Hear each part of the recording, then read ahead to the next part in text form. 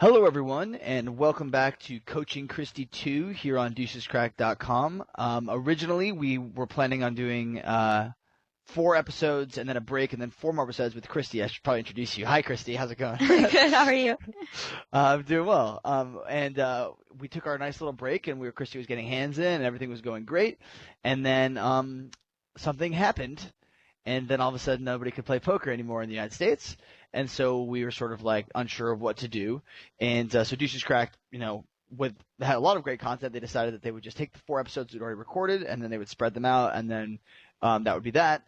But then you, the people, said that you really, really wanted us to finish the series, and I kind of want to finish the series too. And so we're back here doing a slightly different format. But before we get too far into the video, Kristy, how have you been doing? How's poker, and what have you been up to post Black Friday and in this whole the new world? Well, post Black Friday, after I crawled up in a ball and was like, crying and stuff. Did you really cry? Is that true? No. I was gonna say. I got really sad though, like someone had broken up with me. And it did feel like it felt like getting dumped. It felt like getting dumped or like getting exactly. laid off, like getting fired. And I would get some free time and I just kind of like sit at my computer and sad and remember the good days when like I had a friend that I could always turn to.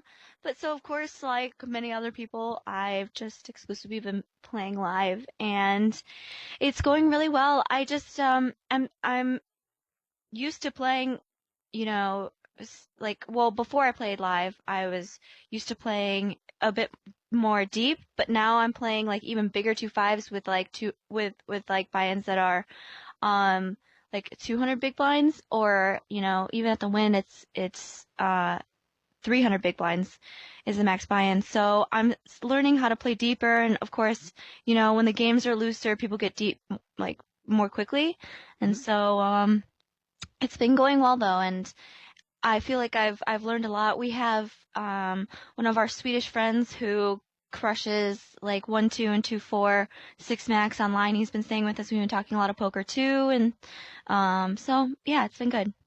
Well, I'd say there's one good sort of side of the Black Friday thing is it has brought a lot of poker players together who hadn't sort of needed to work on their game a lot because there were so many options and so many things they could do. Like now that the options are limited, you kind of have to sort of band together and focus on getting improving your game and all these things. In the first series that we did, I guess over a year ago now, we worked on a lot of things that were required to sort of smash small stakes. A lot of things like value betting, getting out of the way of raises and stuff like that. How has that been working so far live? In the live games you've been playing. It's good, and of course, like smashing the fish is the most important. But now it's weird because the difference between the good players and the bad players that you sit down with nowadays, because so many online players are back in the live poker rooms, there's like a huge difference. So it's weird to have to change your game so much at one table. So but of course, like not having the knowledge of absolutely knowing how to crush fish would be really tough because there's still so many in live poker. That's kind of why I wanted to do this first video here at 50 cent $1. Was because I know you have been playing 25 cent 50 cent. You've done some 50 cent $1. Because the games are going to start to look the live games are going to start to look a little bit more like 50 cent $1 or 1-2 online. Whereas in the past they used to be like pretty much entirely just micro stakes level of skill, where you have mostly all fish and then a couple regulars who sort of roughly know what's going on. As online players start to transition to playing live, you're going to see a lot more people who know how to 3-bet, who know how to be aggressive. They're not great at it. But they're at least aware and they're trying and they're thinking. So I think that doing the next 4 videos between 50 cent $1 and 1-2 will actually be a good idea. Our plan for the series is to go basically do it like the coaching tree, where I'm going to ask Kristy a lot of questions. We have a video submission from Deuces Cracked member Nervy, so thank you Nervy for the video at 50 cent $1 on Full Tilt. And that was me growling at Full Tilt, by the way. We're going to do 4 videos between 50 cent $1 and 1-2. We're also going to try to, over the next 3, try to splice in some hand histories from Kristy's live play. and sort of see if the things we've been talking about, are coming up and what sort of things are happening. We talked about a lot of things in the first floor video. We talked about, nuts to air ratios. We talked about a lot of things with regarding equity. So we'll see how sharp you are, Kristy, when we go through this video. Okay. Okay. All right. I'm gonna launch us forward then. We got 4 tables here. I haven't seen a lot of the hands here. I sort of just skimmed it briefly. There's sort of standard 50-cent $1 tables. We see there's sort of your general array of regs and fish, and yeah. Kristy and I had a chance to talk. Was it yesterday? Yeah. About some hands that you played, and you guys have seen Kristy's development since from the first video through these next 4. But first of all, the level of confidence with which that you talk about poker now is just nowhere. It's so far beyond, miles beyond where you were when we first started. You said you're playing 2-5 mostly now, right? Yeah. How have you felt when you're playing with $1,000 or $1,500 behind? I feel I'm like getting as comfortable as I was, in lower stakes. But when I'm playing super deep with like a couple of really good players, I'm not 100% comfortable yet. And I'm realizing that. So I sort of, it's one of those things that I'm not really sure how I need to deal with that. Maybe it is just that I have to, kind of just stick my nose to the ground and just do it and figure out and play and just, with experience I'll get more comfortable, or avoid it. You know what I mean? It's kind of like 2 different things that you could do, but what I think that I should be doing is to just keep doing it and keep playing, and eventually, because I have the money, I have the bankroll. Sure. So it's not like that should hold me back. So I would say that every time you're going to play in a limit that's a little higher, you have to expect, first of all, that you're likely to get smashed. Like, that's just probably going to happen. I want to pause this for a second, actually, before we go too far into this conversation. Just a moment ago, we had King 8 suited here. I'm trying to go back to it. In the small blind here on the bottom left table, and under the gun raises. Let me ask you a question here. If you had Ace King there, slam dunk 3-bet or not? I think it's close. I mean, obviously, under the gun raisers they have a smaller range, but this guy, he seems to be a fish anyway because he doesn't have a full buy-in. So that would lead me to believe that he can call so often with worse, whereas, maybe some players would, better players would raise fold, maybe like Ace 9 suited or something. Sure. But I mean, I don't really. Is this guy's like raise numbers, or is that 38 hands he has? It looks like only over 38 hands he's a 21-8. Yeah, I mean, I know we talked about this before, but like in a small blind, when it's a good time to bluff because your 3-bet range is supposed to be so much stronger, 3-betting from the small blind. But I think that he folds worse tons if you 3-bet against a good player. But against this player, I'm not really sure. So I want everyone to see exactly where Kristy's mind went there, because it was actually like she didn't say it entirely because she kind of skipped steps, which is usually the sign of somebody who knows what they're doing. But so basically, I asked her if Ace King was a slam dunk 3-bet. And she immediately where she went was she said, well, if Ace King's not a slam dunk 3-bet against a regular, it's probably a good time to bluff with King 8 suited, right? Which is actually what I was starting to think before I realized that this guy was a fish. So clearly against this guy, Ace King would be a slam dunk 3-bet, right? Yeah. And if that's the case, I think that against this guy, probably it's also a 3-bet for value with King 8 suited. Okay. But what I loved is that, like, you make a great point where it's like, if this is a reg and we're like, I don't know if we could 3-bet Ace King off for like a lot of clean value here because they just fold so much, like they might even fold Ace Jack on this situation, right? Then by all means 3-bet King 8 suited here. Like, pretty much no matter who you're up against, this is like a pretty good spot, unless they're a huge nit, or unless they're very good and they're going to play roughly pretty well against your range. Like, they're not going to fold things like Ace Jack and they're going to play back pretty well. then you should be three betting this king eight suited. If they are going to call a lot of things against you and play well with them, then sure, maybe not three bet king eight suited and maybe only three bet like better things than that for value. But against this guy, I think we could probably get value with king eight suited, and against a regular, I think it's an excellent spot to bluff. Yeah. Yeah. I wonder what I the like. blue tag means. I'm sure that probably means he's fish or something. Yeah, there's a lot of colors going on there. Yeah. There's the blue, red, purple, and yellow tag. I It's don't hard for know. me to not look at the screen and think of what my colors were and associate them with the colors that I had. You're gonna have to get over that one. I for know, now. it's weird. You can't. It's You weird. don't have colors anymore. You don't have full tilt poker anymore. Oh, it's so sad. So we squeezed king 10 up there in the top left table Hmm. just a second ago, where there was this 16-15 reg, and then there was this 50-25 guy. I mean, they're low hand history sample, but what do you think about that squeeze with king 10 in the small blind? You like it? Sorry, was it the cutoff and button? It was cut off and button, and we were in the small blind. We had king 10 offsuit. I like it. I think that when I feel like when someone has such low numbers that they're like always three betting, they're really good hands Mm-hmm. because they're like, quote unquote tight aggressive. So Sure. I think that you get a lot of folds. Well, I think if anything the stats tell us right now, which is just like, I mean, we don't have a great. This one guy we have 250 hands on. He's a 16-14, so he's pretty tight, but he's also in the cutoff, so he's gonna have like, more than 16% of hands in the cutoff there. What I'm thinking though is this: we've talked about this a little bit in the past, but this idea of like, when do you set up your squeezes, Hmm. and if possible, do you remember this equation of like what order is the good order and what order is the bad order? I no, I don't. It's cool. I'll refresh your memory. I'm sorry. It's totally okay. If it goes, let me ask you a question. If it goes, a fish opens and then a regular calls, is that a good time to squeeze? If, Oh, let's say, the regular calls on the button.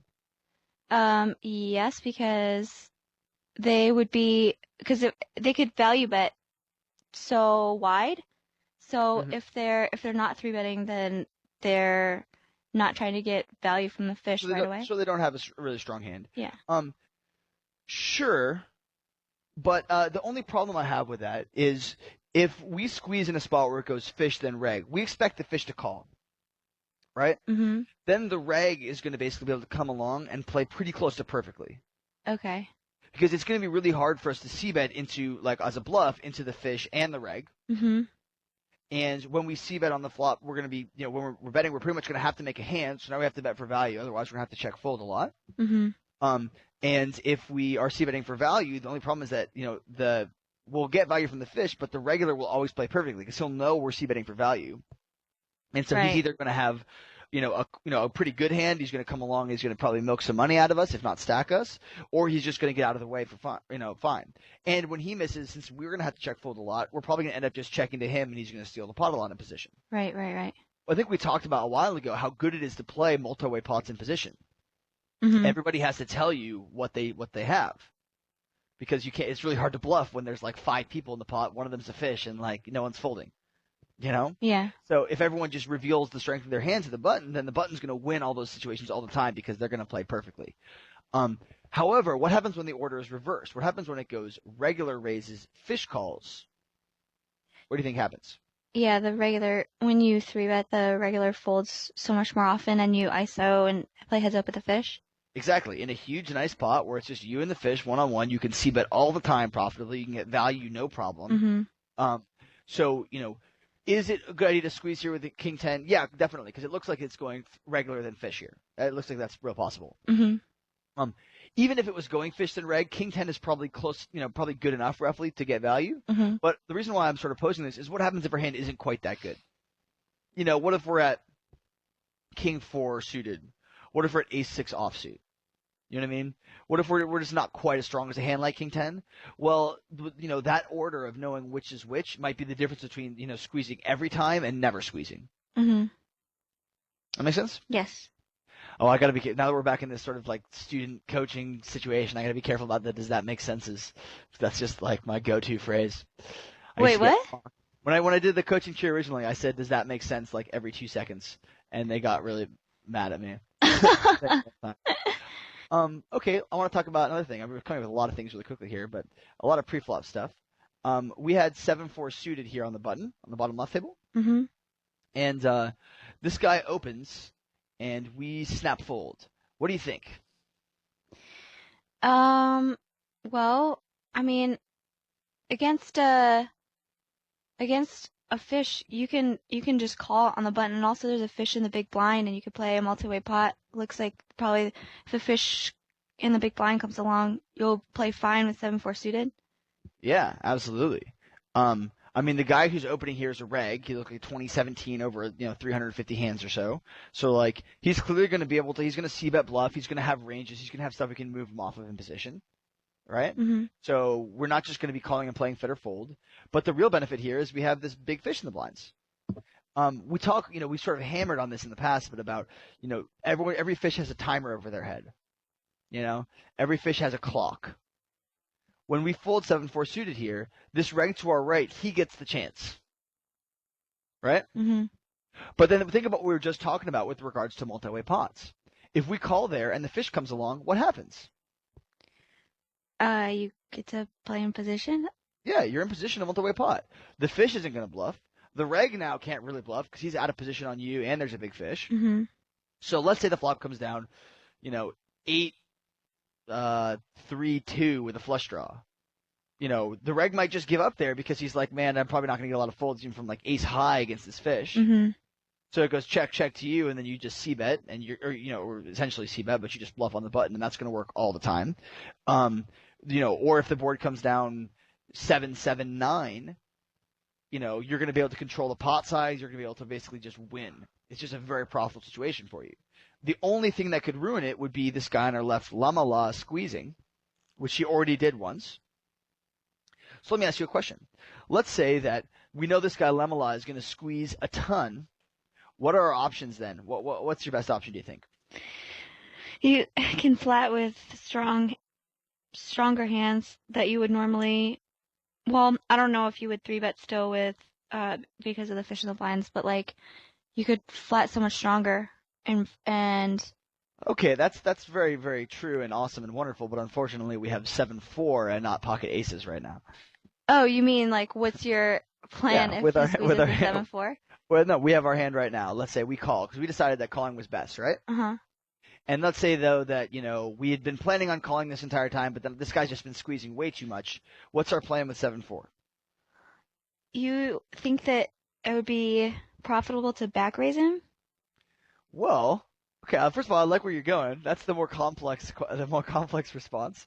The simpler response would be we could just 3-bet our hand pre-flop and turn to a bluff, Okay. right? So rather So than then calling nobody the gets to play with the fish. exactly.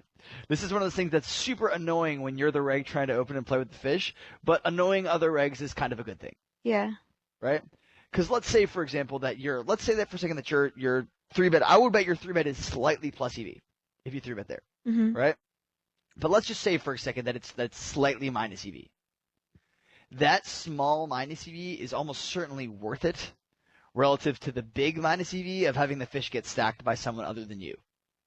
Mhm. You see what I'm saying? Yeah. So like, I still think that 3-betting 7-4 here is probably plus EV. It's probably like you could probably 3-bet any two cards there so long as you don't do it all the time, and it's probably fine. Yeah. Right? Yeah. Yeah. So in this case, ideally, we'd love to play a nice little small pot in position with 7-4 suited and a fish. Right? But if Lamala is going to force our hand and make it so that nobody gets to play with the fish, then we're going to make sure it first. Yeah. Yeah. Like if he wants to get everyone out of the way, then we're going to be like, all right, well, if you're going to do that, it kind of sucks for everyone, but we're going to have to go ahead and say, we're going to become the crazier player. We're not going to get out aggressive by this guy because he's not going to intimidate us out of playing the pots we want to play. Right. Right? Right. So then the next question you say is what about back raising him? If somebody thinks if you have a tight image, if someone thinks you're like basically playing pretty solid, you can get away with the back raise there, like and get a lot of folds. Sure.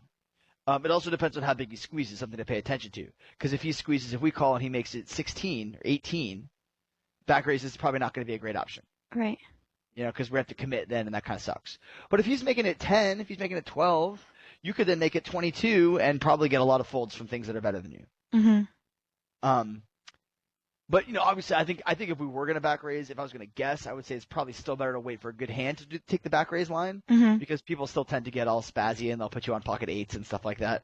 Um, but I would say that the best option here is to flat, and then if flatting is no good because of this lame guy on our left, then we have to be the three better ourselves. Okay. All right. Mhm. And sort of that challenges Lem a lot to be the one to start cold four betting a lot, which, uh, you know, people just don't do that often. I mean, maybe they'll cold four bet every once in a while, but you have to remember we're gonna have good hands every once in a while too. So it's like it's not a big deal unless he starts doing it a lot. And then if he does a lot, then we could sort of this is getting to be a pretty crazy dynamic that we're not gonna need to get it too far into right now. But just for fun, well, actually, instead of talking about something stupid that we're not going to deal with, like three betting pocket pairs to induce cold four bet so we can ship, why don't we talk about this hand on the top left table where we check back ace six suited when we flop bottom pair here on the flop? Mhm. Um. What do you think about this? I think that he can get called lots by worse. I think that Really? when yes, no, Like, like flush draws, well, actually, what if flush he's draw is worse than him right now? what? What flush draw is worse than him right now? Well, yeah, I guess maybe calling. Wait, he just flatted from the small blind. He flatted from the small blind, and the board came down king 8-6, and we have bottom pair. Okay, so he So I'm doesn't going to have. rule out him calling with worse because he's not going to call with worse. Okay. Unless you have some hands here that you think he's going to call with that are worse. Because even if he calls you with Jack 10 of clubs, he's still a favorite. Yeah, true. So I guess maybe the check back is fine. I don't think it is. I don't think it's good. Well, And okay. I'll tell you why. But go ahead. Go ahead. You talk. Okay, well, the one thing that I was gonna say is that if like I thought he could get called by worse, but when you bet this flop and you have ace six, when you get called by better, you you always have equity because I feel like unless like he randomly has ace eight, but that wouldn't I don't think that happens that often, but Yeah. but also when I think when you check back this flop, it seems like you're giving up and Sure. it puts you in an awkward situation, but Well, the biggest reason why, but we talked about this, I forget if I talked with you about this or if it was another video a long time ago, but the reason why we feel uncomfortable in spots where we like check back and the turn card's like a deuce and he bets, right? And we're like, oh, what do I do? Right? yeah. It's because our equity with a pair of sixes is not good. Hmm. We flopped a pair of sixes, but it's not as though we are confident, we're even that confident we have the best hand. Like, we usually have the best hand, but not that often on a king 8-6 board. Hmm. And those times that we don't, when we check back, like there's a lot, a million cards we don't want to see anything from a 7 to a queen. Hmm. So that's not great for us. So my thought is this. My thought is, you made a good point where you say when we have the worst hand, we have a lot of equities. Right? So in that sense, I'm betting here as a bluff. So we're going to do this. What are we trying to bluff him off of? Like middle pairs, like sevens and nines, and um, if he did, if he did call with like ace eight suited or something, which then maybe you could barrel two streets or three Mm-hmm. to get him to fold that. But Sure. So my thought is this. My thought is, first of all, because the fact that we have a 6, and he can't have pocket kings or ace king, given pre-flop action, right? hmm. He basically cannot have any nutted hands. The best thing he's looking at here is king, queen. Right. He can have pocket eights, but if he has pocket eights, he's going to let us know super fast. Right? Hmm. So if he check calls here, the best he's doing is king, queen. The worst he's doing is like pocket sevens or something. Yeah. The fact that we have equity against those things and that we can get basically probably anything but like king, jack or better to fold, where there's just basically only king, jack, and king, queen are it that we can't get to fold. I think that firing 3 here is probably pretty good. Hmm. against somebody who's like looks like this, like a 25-15, like kind of like a reg, like trying to play hands and see what happens. This seems like the kind of guy who's going to call with 8-7 suited out of the blinds and 9-8 suited out of the blinds and 10-9 and stuff like that. So let me ask you a question here. What happens if we bet here and get check raised? What do you put him on? Well, I think that he either has eights or like bluffs on a king high board that Yeah. we would be c-betting all the time. Yeah. If he check raises us, that's almost better for us than him check calling. Because he's there's like one combo, there's one hand he can have. Mm-hmm. Pocket eights. Good job. There's a million hands he could not have. So most likely what I would do, I mean, a decent option against a check raise there would be to just ship. Mm-hmm. Why do you think just shipping would be better than calling or clicking it back? Well, if you call, like you're bluff catching, but still his hand has, I'm sure, a lot of equity or at least, 2 overs. I don't know about clicking it back, like. Well, let's put it this way. If we think he has, let's say, a flush draw like Jack 10 of clubs, Mm-hmm. and we click it back, what do we think he's going to do? Ship. Yeah, I think he's going to ship, which is why clicking it back with like King Jack here is amazing, right? Mm-hmm. But if we don't really want him to ship Jack 10 of clubs here, that's playing well. However, if we basically overbet jam on the flop, I think we'll get folds from things like Jack 10 of clubs. Mm-hmm. You know? The only thing that we get stacked by is pocket eights, assuming he doesn't check raise king queen. If he check raises king queen, then that's good for him. But like most players of these limits aren't check raising king queen, and so he either folds like a lot of things that have equity that would have played well against us, or he makes it like he makes a call with a hand like I don't know ace 10 with the not flush draw, which we're just flipping against. But would we ship 3-bet ship here though with like aces or ace king, or should we be? Because I think lots of times I'm just like flatting. I'm not. That question seems to reek of asking about balance. You know what I mean? Yeah. And like, oh my God, if we're just shipping ace 6 here, like, isn't that totally exploitable? Well, it's only exploitable if it's being exploited. Yeah. So what I would say is this: if we already said that we thought that he would ship Jack 10 suited, Jack 10 with a flush draw to a click it back. Mm-hmm. I'm clicking it back all day with aces here, pocket kings or whatever. Mm-hmm. Right? Because I think that's the best way for him to commit like all of his chips. If someone is really crazy, we think they're likely to fire off big bluffs on later streets, then sure, we flat and let them keep bluffing. But my guess is that at 50 cent $1, you're not going to see that often. Mm-hmm. You're going to see people who are maybe bold enough to go for a check raise here with their Jack 10 of clubs or with their whatever. And then if the turn card comes anything other than something that gives them a ton more equity or gives them a flush, then they're just going to be done. Right? Mm-hmm. And so obviously if you think they're going to barrel, then yeah, flatting is better, for sure. But the question is, we need to ask ourselves, is he going to barrel? Is the value better now or later? This is something we talked about in the earlier videos. That question of now or later. If we have pocket kings here and someone check raises us, our question is it better to wait until later to get value? And my guess is, with all the draws on the flop, probably not. Now you make this board king 8-6 rainbow, and then it's not closed in the other direction. Right? Mm-hmm. Because then it's like, what am I getting value from on a king 8-6 rainbow board if I click it back? Like, sets, well, I was going to stack them anyway. Mm-hmm. Right? Yeah. You see what I'm saying? Yeah. Okay. Let's roll the tape. I think that people check back here because they overvalue the strength of their hand. Mm-hmm. They think that, like, my pair of sixes is going to win at showdown. Well, a pair of sixes does not win that often at showdown. Like, especially on a king 8 board. It's just not gonna work like that. Mm-hmm. And now we bet for God knows why. Why? I mean, I can't imagine why he's betting here. Can you? No, not after. It's like now I'm gonna bluff him off pocket nines. Like what? Like no, that doesn't seem like it's gonna work out that well. Heyo, let's pause that before we get too crazy. Top right table. This guy who's over only 8 hands, but he's got only $86.20 opens, and we have Queen 9 suited on the button. Give me your arguments. What would you do here?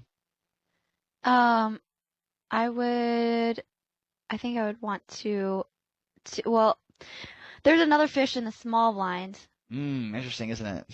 so I guess that would incline me to just flat and try and play in position. And then it doesn't look like we really have any information on the big blind. Not really. So let me ask you a question here. If there was no fish in the small blind, what would you do? I think it would be best to ISO and three bet for value with Yep, queen nine. that sounds perfect. So here's what I'm gonna say. When you have a choice between getting really good value now or hoping to get better value later, Hmm. if the value you can get right now is really good, I would say just take it. Okay. Um, there's a lot of things that can happen that aren't as great here if you flat. Like for example, you could flat and the fish could fold, right? Yeah. You could flat and the big blind could squeeze. Yeah. Um, there's things that you give up some control of the hand. You could flat and then have to like play awkwardly against the fish without the initiative, which is a little bit less, a little bit more difficult to do. Hmm. And not to mention there'd be less dead money in the pot. So what I would say is this: unless like the fish was a little bit deeper in the small blind, rather, like if the fish was deeper in the small blind, or the fish you raised was shorter, Hmm. or if our hand was if our hand was stronger, it'd be an easy three bet. If our hand was weaker, it might be closer to a flat. Hmm. But I would say in general in these spots, I would lean towards just doing the ISO three bet that you know and love. Right. Right? But I do like that everyone should sort of take note of how Kristy sort of is using table dynamics to make that choice. Where it's like, okay, I initially want a three bet because there's this guy. But this guy makes me want a flat. How do I choose between these two? And that's sort of the next level of applying these concepts. Hmm. And I would say if you have a choice between getting value now or getting value later, if the value now is really good, then take it. You know? Hmm. Um, and I think in this case the value is pretty good against this guy. But this is the one thing that we shouldn't be doing is we end up folding here. And we just give up like there's dead money all over that table. And every time we fold there, we're going to give somebody else a chance to be the one actively taking the money. And so, so it looks there, we would have basically had a heads up pot with a fish there if we would have raised or called. Hmm.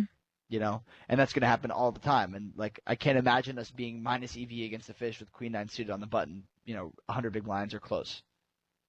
80, 86 big blinds deep. I can't imagine that being minus EV. Right. So let's say we flop the queen there with no reads, and he bets the flop. What are we gonna do? Most likely.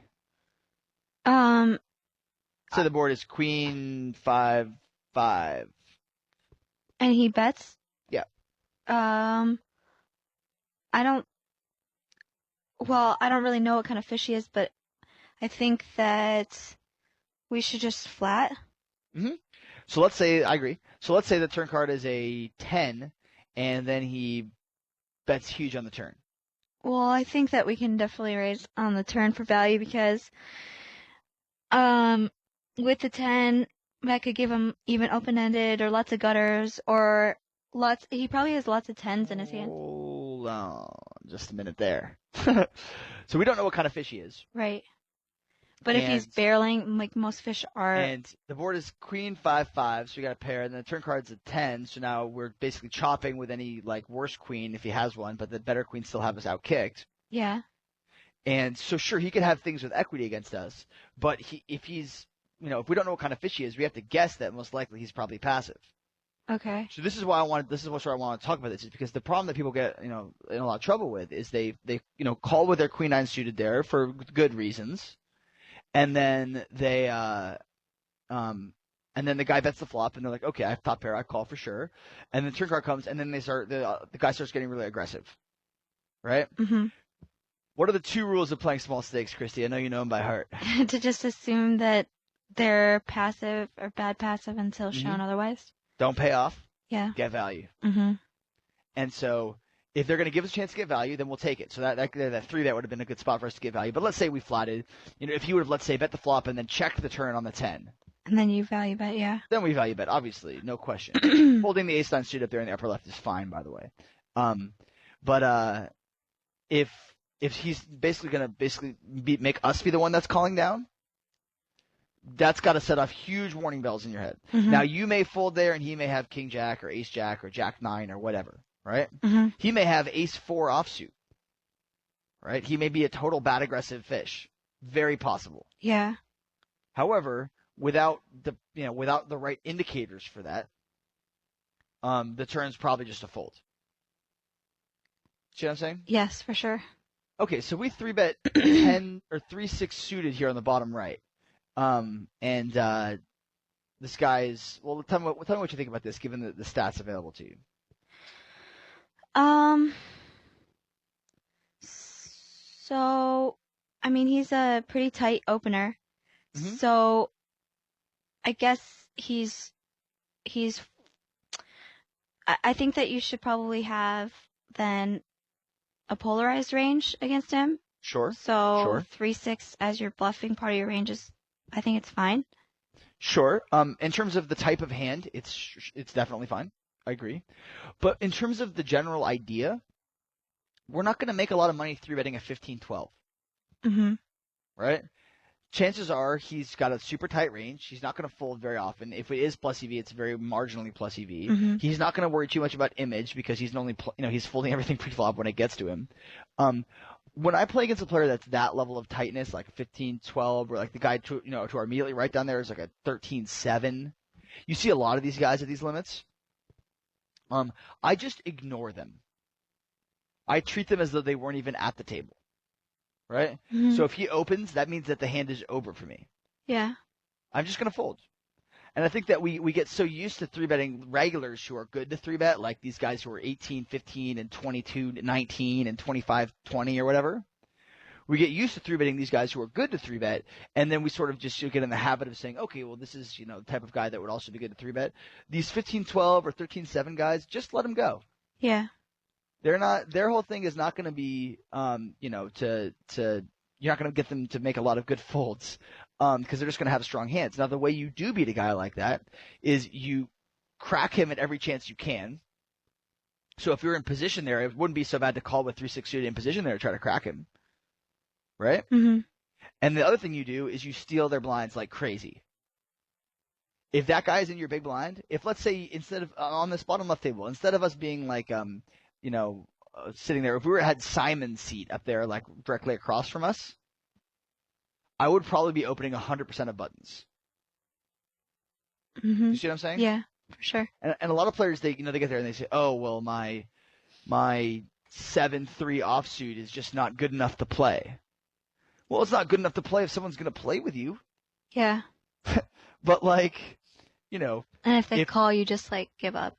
Like, let's say you were sitting down at a table and there were like two empty, like let's say you're at a tournament and the two blinds hadn't showed up yet, right? Yeah. Which is roughly how I treat these guys. So they haven't even shown up yet. Their blinds are just out there and it folds to you on the button. Would you raise 7-deuce offsuit? Yeah. Like, yes, of course you would, because you would just take the money. Like, there's no fight for it. And so the reason why people don't is they get afraid that if they open 7-deuce offsuit there or whatever, that they're going to lose a bunch of money post-flop. Well, here's a simple idea. Just check fold. Mhm. Oh my God, a guy who plays 5% of hands called, so he has one of 5% of hands. Did I flop quads? Nope. Okay, I check fold. Like, it's quite simple, but people sort of get in their own heads. They don't think about the way pre-flop things are relative like that. Yeah, would you get in trouble if you're 3-betting against, Cole South and Krantz who are in the blinds? If you're like opening 7-deuce offsuit? Yes. You're going to get in a lot of trouble if you do that. But these guys aren't really loose aggressive players. They're 15-12s and 17 or 13-7s.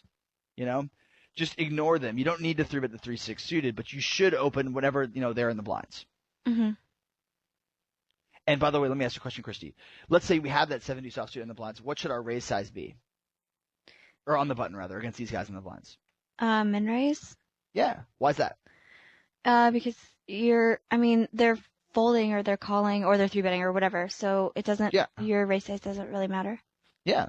And since we're essentially on a bluff, right? Because they're going to fold like queen jack offsuit to an open. So like, if we're on a bluff, we want the best price. Mhm. And then that guy, this 27-22 guy on our left there who 4-bets us, cold 4-bets us, he basically has to have the nuts there, otherwise he's playing pretty badly, because we shouldn't be three betting this, nit without Yeah. the nuts ourselves. And so like, a lot of players sort of get in their heads that, oh, a really aggressive player is always really aggressive. Mhm. Like if we had, let's say, if we were three betting ace queen there or something, and this guy called four bet, we might be like, oh, I got to ship because this guy's a 27-22 or a 26-21. That's usually pretty bad because the good laggy players that give you guys so much trouble, they're not stupid. They're thinking. They're like, oh my god, this guy just three bet a huge nit. I bet he's not folding. Mhm. You know. Yeah. So like, don't get carried away when somebody who's just because they're loose, raises you. You still have to go through the hand reading process. Mhm. If all that makes sense. Yeah. So we threw at the ace queen here and got calls and see bet this king 3-3 board. I think that's fine so far. Do you? Oh, wait, no, I don't think that's what happened. I think, Did I get it wrong? yeah, I think, because I was, Oh, we check called. Interesting. Okay, you're right. so We didn't. yeah, he flatted pre. What do you think about the flat? Okay, so this guy limps Mm-hmm. under the gun. I still think it should be a 3-bet though, Me too. Why is that? because, well, Mr. G, whatever. Mr. Grigori. He looks like he's probably a reg, and he's gonna be ISOing the limper a lot. And if you flat, the small blind's gonna flat as well, and you're just without the initiative in the hand, I think it's gonna be really tough to play out of position against two people too, especially one who isn't so bad. Well, I'm not so worried about like playing without the initiative or playing out of position or blah blah blah blah blah. Because those things aren't really good reasons for betting or doing something, right? Yeah. We need to make it simpler than that. So we would say, can I get value pre-flop by three betting? I think yes. Okay. Mhm. Then I would say, is the value better for three betting with ace queen here than it is by flatting and getting this guy to come along? I think it's close, but I also think that the answer is still yes. Even against like kind of a reggy dude, like a reggy 50-cent one, dude is still calling with plenty of worse hands to ace queen. Yeah. And so I think that the value is a little bit better here to three bet than not.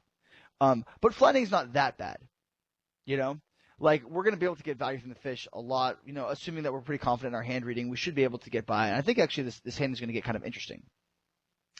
So we check, and this guy, who we now know is a fish, so that's good to know. And we face a c-bet on this board. Now, what do you think this reg c-betting range looks like on this board? I think it's all of his air. Everything. Yeah. I agree. I think he's betting everything. And ace queen on a king 3-3 board is almost certainly ahead of everything. Mm-hmm. Right? So now normally in table dynamics we might get a little uncomfortable because the fact that he's betting into a fish. Right? Uh-huh. If this board was even a little bit wetter, I think we just fold. Okay. If it's like king 4-3 with a flush draw, I would just fold. Right? Yeah. But king 3-3 is just dry enough that he's really gonna c-bet everything. So the presence of the fish means kind of not very much. Right. And so, okay. So I'm with him so far on the call. You like the call? Yeah. Okay. And then this part, we spike a queen. Can't see any reason to donk. What do we do here if he bets again?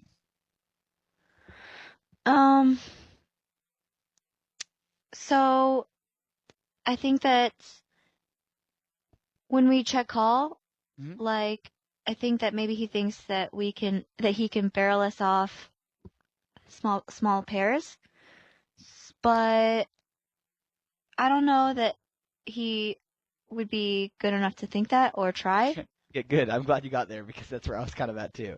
I was like, yeah, he probably thinks like, oh man, he has pocket eights, and he's like, he's probably just gonna win. Yeah. Just like checks it down. So yeah, I think there's that. I think there's also this sort of irrational fear that we have a king way too often there. Yeah. I mean, he's definitely never gonna try to bluff us off a king. Yeah. It would actually be pretty good for him to try to fire another barrel there. It's really not bad at all to fire another barrel there. But because I'm thinking if I was him, I would. Yeah, but I don't think he's at that level. Yeah. And so I think that we can check fold the turn kind of comfortably. Okay. Now against a more aggressive player, you might you might be okay check calling. You might even be okay donking, Mhm. getting value in that way. But I think that against these types of guys, like it's probably best just like sticking with rule number 2 of small stakes and not paying off, Mhm. right? Like, okay, I bluff catched once, you bluffed once, cool. But expecting those things to stay static the entire time for him to continue to just bluff the entire time, then that's bad, I think. Yeah. So here's another question: what do we do on the river now that he checks back? Um. Well, I don't. He's not gonna bluff, so I think Hmm. that we could bet for value. Um. I think that I think it's gonna be really hard to get called, but I think it's gonna be even harder to get him to bluff. So I think we should value it. Well, let's say for a question that we're playing against someone who's really good. Mhm. Um, if we check, I still don't think they'll bluff. Right. But what might they do if we check? They might bet thinly for value, like more Yeah, thinly than our hand. exactly. Let's give our opponent here Queen Jack or Queen 10. Mhm. Okay? Mhm. We check call the flop. He says, okay, Kristy's either got a king or she's got a mid pair, Mhm. right? Turn card's a queen. The guy's like, I bet she has more kings than mid pairs, so I'm just gonna check back and give up. And Mhm. plus I've got like I've got a queen, so now I can get the showdown or whatever, right? A pit, second pair. River card's a 4. If we bet, he's gonna go, okay, Kristy has a queen. Yeah. Or excuse me, Or a has a king, king. Yeah. and just folds. Yeah. If we check, a good player might go, It, Kristy wouldn't check a king, so she probably has a mid pair, so thin value. mhm. This is sort of the mind games you have to play with regulars. You have to remember that good regulars are operating on these same rules that we are, which is get value, don't pay off. Yeah. So if you're up against a good regular, the idea would be to bluff them if possible, but also try to induce them value cutting themselves. Yeah. So in this case, if I had, let's say, ace jack and we took the exact same line, I would bet the river with ace jack. Okay. Clearly, right? Yeah. Try to get him off of mid pairs, try to get him off of all kinds of things, right? But if I had king jack here, I might be more inclined to check the river than bet myself. Okay. And this is why you'll often hear me saying if it's a good time to bluff, it's probably not a great time to value bet. Right. This doesn't mean you can't try to get value, but there's other ways to try to get value than just betting. Right. And so, this is sort of like a pretty sort of standard spot, I think, where you could try to induce value cutting from your opponent. Okay. Does that make sense? Yes, for sure. Cool. Value cutting is like kind of an interesting and difficult thing to talk about because it basically is the art of playing passively and winning. Like the art, it's how you value bet without value betting. Right. I feel like I'm sounding like Tommy Angelo right now. Very zen. But no, a lot of like good players know these rules. They know not to pay off and they know to try to get value. You can use those to your advantage if you're just thinking about what they're doing. Right? Mhm. It doesn't surprise me at all that we bet and he folds. Most likely he's got nothing. But our best chance there of getting value, I think, is having him value bet himself. Right. Now, against a more passive player, like a less aggressive regular, we bet all day. Right? Mhm. If we think that he's going to check queen 10 there on the river, if we check back, or if we check that he'll check queen 10, then we must bet. Yeah. Right? But and that's in that sense, like at small stakes, most likely betting is still probably best. But when you're up against a good reg, and that guy seems like if there's any candidates, he seems like he might be one, right? Mhm. Then, then the best thing to do is to give them a chance. But in general, if our rules are get value, don't pay off, that would be a chance for us to get value. We should probably just bet. In higher stakes games, if you're watching this, like you play higher stakes games, checking there is pretty sexy. And obviously not folding. Yeah. And we see he showed 7-8 offsuit. So what does that tell us about him? That I don't know, that we were right about him Oh wait, betting. that must have been a different hand actually because he folded the river. Can't imagine how he would show 7-8 offsuit. Something got sent in offsuit. I was confused there. Okay. But either way, I was gonna say if he did show something like that, that would mean that like he's isolating the fish really wide. He's being aggressive with his sea bets, but he's not double barreling. Blah blah blah. Yeah. You know. Mhm. I would imagine that hanging out with the Swedes, who I've now met by the way, and they're hilarious. And apparently they think I'm black, which is super awesome. I found out at Kristy's wedding that apparently Swedish people assume that because like my voice sounds like African American to them, which is awesome. Uh, but for those of you guys who it's a mystery, I'm not going to tell you. You're just going to have to guess what but no, I mean, the one thing that I've learned from playing with a lot of Swedish people and working with a lot of Swedish people is that they will really hammer those barrels. Mhm. They'll have the 7-8 off there, and they'll bet the flop, and then they'll bet the turn and bet the river, and that's actually one of the reasons why they're so good, is because those thin bluffs are usually like on the plus EV side of thin, especially if you have any kind of equity. So I mean, I played in a tournament in France where the guy, 3-barreled pure air on a ace king 10 4 jack board against me. And like got kind of unlucky because I ran down a straight, Yeah. But he was like, he asked after, would you fold 2-pair? And like, if I had a weak 2-pair there, I probably would have folded it to his like 3-barrel jam. Yeah. Like, it's those things that against a thinking player, they actually work out pretty well. And the reason why I wanted to do it at 50 cent $1 is because we're just starting to deal with these like a larger amount of thinking players. Yeah. That's the other thing too. When you asked me about playing deep, it's not really just the money. It isn't really the money that makes me uncomfortable. It's like not being familiar with like bet sizing for like going 3 barrels or with like 200 or 300 big blinds. You know what I mean? Sure. Or knowing, if like sizing things up and yeah, those situations, which, for me, I'm learning to play a much, much more aggressive game live, and it's swingy and it's hard because you're only playing one table. But for me to get away with a 3-barrel bluff is like, I mean, me compared to a Swede at a poker table is like, I'm gonna have so much more credibility. But so it's like learning those things. It's that. Well, sure. I mean, obviously we have to start off by saying, who are we playing against? Because any fish is never a candidate for these things. Right. But before I'm actually we're gonna sort of talk about depth to close out the day, I think. But I want to talk about this king queen hand quickly in the upper left. Mm-hmm. We raised king queen, the small blind call. The board came down 6-4 deuce. He checked. We checked back. What do you think? I I don't like it, and because like it's gonna be hard now to get better to fold, which I think that you could by betting the flop and turn at least.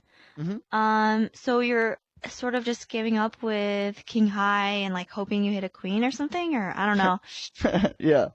Well, so people oftentimes check here because they don't think they can get ace high to fold for one street. But yeah, which of course I don't think you can either, or fives or. You could get ace high to fold on 2 streets though. Yeah. You get fives to fold on 3 streets if they don't hit a straight on the river. Mm-hmm. So the other thing to think about is this: it's really hard to have a lot of hands that you call within the blinds that hit 6-4 deuce. Mm-hmm. That's a tough board to hit. However, because we're incentivized by the blinds to open on the button with pretty much anything, we can smash that board. Yeah. We can have all kinds of 2 pairs. We can even flop a straight. We can obviously have all sets. We can have over pairs. We can have all kinds of things that our opponent just can't. Mm-hmm. Now, clearly, we can have a lot of air that they can't either. But this is where we play a little game of chicken with people. We say, like, I know, we both know that I have more air, and we both know that I have more value. Right? Like, what are you going to do? You're going to call down or you're going to fold? And most of the time, especially at 50 cent $1 and 1-2, people will fold here. Mm-hmm. So I think that we can actually bluff. And then to top it all off, let's say they have pocket 8s or pocket 9s or whatever. Right? We have 6 live outs. Like, we have a quarter of the pot is ours. Yeah. So that's something good to think about. Okay, do you have any questions before we sort of talk about the depth stuff? No. Okay, cool. What do you think changes as depth increases? I'm going to sort of phrase this in a certain way. If you have if everyone at the table is playing with 5 big blinds effective. Yeah. How much fold equity do you have? None. Yeah, nobody's folding. If you have 50 big blinds, how much fold equity do you have, like on a raise pre-flop? Some. Yeah, for sure. As you get deeper, you gain a little bit more fold equity, but it's a bell curve. So it's actually going to go the other way once you get a certain, more deeper. Now let's say that there are, that somebody raises and you have pocket deuces and you guys are 1,000 big blinds deep, right? Yeah. You love your implied odds, Mhm. right? Because you could win, if you flop a set or flop a boat or something, you could win all kinds of money. So what we're going to find is this. When you start off shallow, you have no fold equity. When you get to a certain level of depth, you start to develop fold equity. But then once you get farther on down the road towards depth, the fold equity then goes away as people get better implied odds. Mhm. So it goes direct odds, then kind of sort of a no man's land in the middle, then it goes to implied odds. Right? Mhm.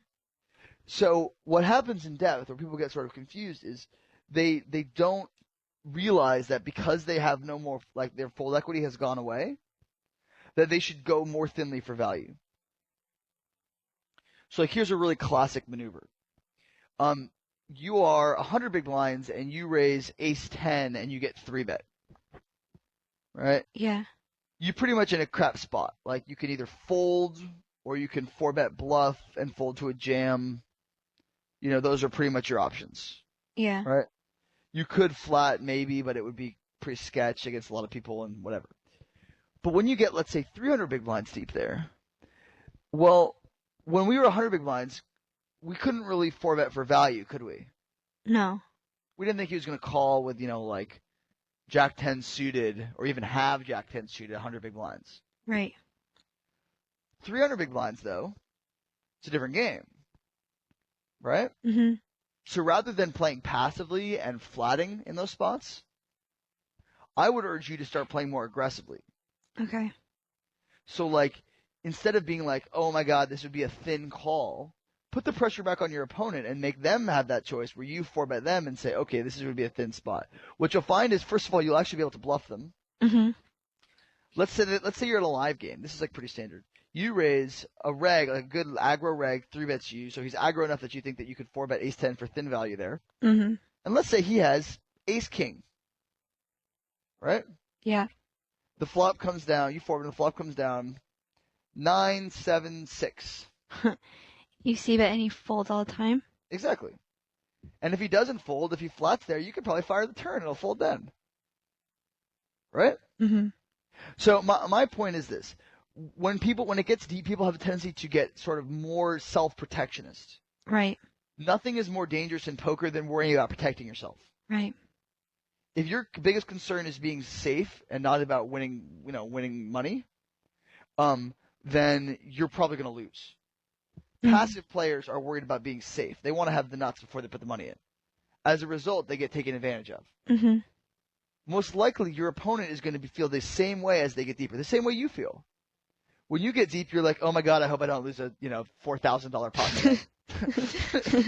You know what I mean? Yeah. Rather than thinking I could just abuse my opponent's fear and win, I could win $400 or $500 pots just by doing that. Yeah. Let's put yourself $1,500 deep at the one of those 300 big blind cap games. Mhm.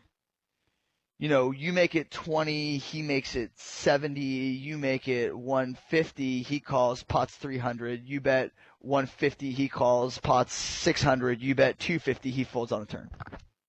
Yeah. Right? Yeah. That's an enormous pot. Like that's like you just had a good session type of pot. Yeah.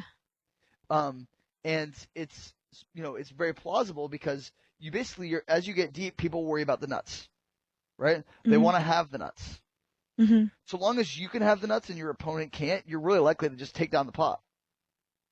So as long as if you don't 4-bet, then they can have aces and you can't. But if you 4-bet, especially if you have like ace 10, then they really can't have aces. Yeah. And if they don't have aces, they're going to feel really nervous. Yeah. And then if they're really, really good, they'll do things like flat aces and flat kings there and induce. But most people are getting nervous. I don't want to get sucked out on. I want to get the money in now. Mhm. So they 4-bet and they let you off. They 5-bet and they let you off the hook. Right. This is part of my long-standing theory that nobody has ever 5-bet bluffed. It's obviously mostly a joke, but most people, no one will ever 5-bet bluff at 50 cent $1, nor will anyone be likely to 5-bet bluff at you live. Mhm. All right, I think that's going to be about it for our video. Yeah? Yeah. Coach Kristy 2 is back. Yeah. And yeah, hopefully you guys got a lot of this video. We'll come back with 3 more episodes. We'll do some hand histories next time from Kristy's live sessions, hopefully. And yeah, thank you guys for watching. This has been Andrew Beluga Whale Sideman and Kristy the Ninja Dolphin Arnett. Aww. It's back. Oh, excuse me. No, well, I guess you are technically still Kristy Arnett, huh? Yeah. In the poker world. Mhm. Well, thanks, Kristy, and thank you, Nervy, Deuce Crack member Nervy, for your video. Thanks for letting us pick apart your game in public. It's not always an easy thing to do. And we'll see you guys next time. Good luck. Bye.